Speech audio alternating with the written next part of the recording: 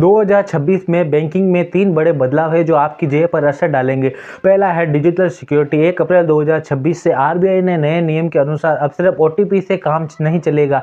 1 अप्रैल 2025 से digital payment के लिए बायोमेट्रिक या फिंगरप्रिंट जैसे एडवांस ऑथेंटिकेशन जारी हो सकते हैं ताकि फ्रॉड को रोका जाए। और दूसरी बात करते हैं जीरो बैलेंस अकाउंट चेंजेस की। अगर आपके पास जीरो अकाउंट है तो खुशखबरी है, आपको इंटरनेट बैंकिंग, मोबाइल बैंकिंग और 25 पेज की चेकबुक भी फ्री मिलेगी। साथ ही महीने में 4 बार एटीएम निकासी बिल्कुल मुफ्त में मिलेगी। पॉइंट नंबर 3 की बात करते हैं तो cash transaction limit and income tax. याद रखें, साल में 10 लाख से ज़्यादा कैश जमा यानी सेविंग अकाउंट पर बैंक इसकी जानकारी सीधे इनकम टैक्स विभाग को देगा। साथ ही 2 लाख से ज़्यादा कैश लेन देन आज भी भारी पेनल्टी का कारण बन सकता है। 2025 में कैश ट्रांजैक्शन करने वाले सावधान हो जाए। इनकम टैक्स की ये धाराएं आपको जेल या भारी पेनल्टी से बचा सकती है।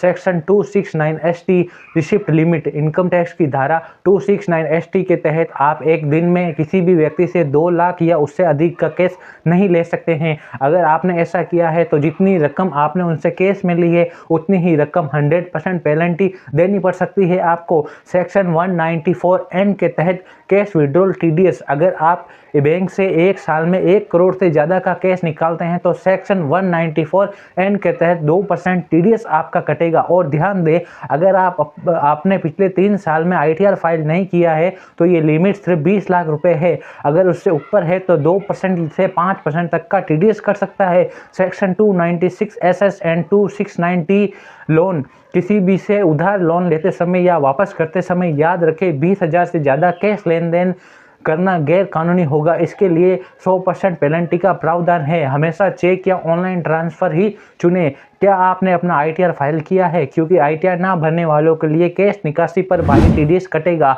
ऐसे ही फाइनेंशियल न्यूज़ अपडेट के लिए हमारे चैनल को लाइक करें, फॉलो करें। मिलते हैं अगले वीडियो में, तब तक के लिए धन्यवाद।